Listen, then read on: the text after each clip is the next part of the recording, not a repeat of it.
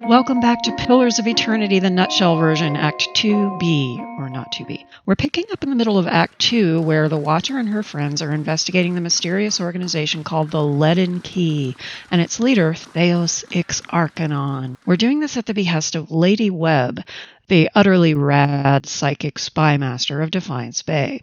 We just caught Theos possessing patients and constructs in a sanitarium in order to sabotage public animancy demonstrations, so we know the Leaden Key is trying to discredit animancy. This is particularly interesting as Lady Webb has told us that Theos founded the Leaden Key back during the time of the Engwithans, an ancient empire who seem to have mastered animancy's secrets. P.S. Since then, he's been reincarnating as exactly the same person with all his memories intact, which is completely against the rules, but he's Whittaker's special boy.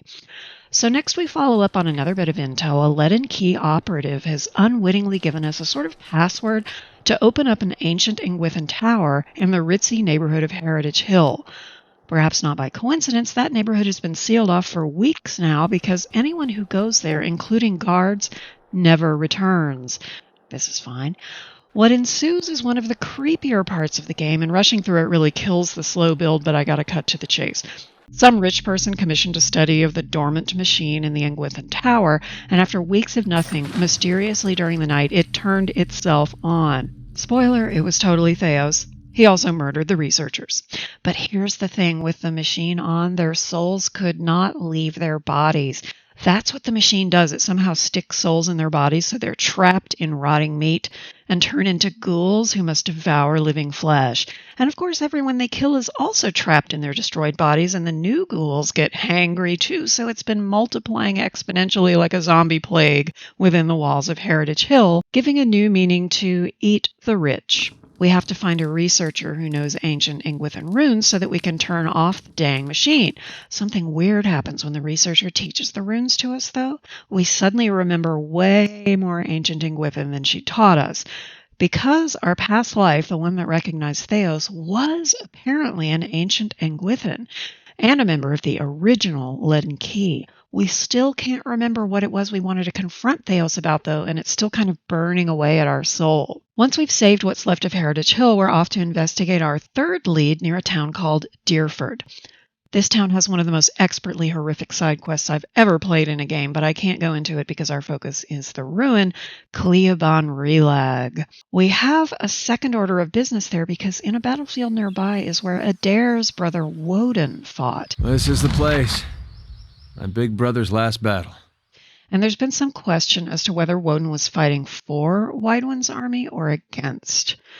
We have a friend do some psychic mojo on an object Woden touched and learn that for some reason, after meeting Widewind, the would-be conqueror of the Deerwood, Woden indeed switched sides and fought with Widewind's army.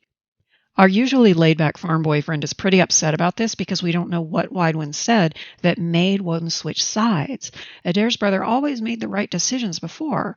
So did Adair's brother betray him, or has Adair betrayed his brother and his god? Anyway, we sneak into yet more ancient Engwithan ruins full of puzzling inscriptions and animantic constructs and angry ghosts. What we find there is yet another dark epiphany. An Engwithan machine very like the one we saw Theos operating at the very beginning, and when we touch one of the corpses near it, we read their final moments. They and their fellow cultists came here because a child had been born with a soul nearby, so they all sacrificed themselves to power this machine and put a stop to that nonsense, believing in some greater purpose that still isn't clear. One thing is clear, however. These ancient Engwithan machines all over the Deerwood are being activated by the Leaden Key, and they are the reason virtually no children have been born with souls in the Deerwood for over a decade. What the actual fork, Theos.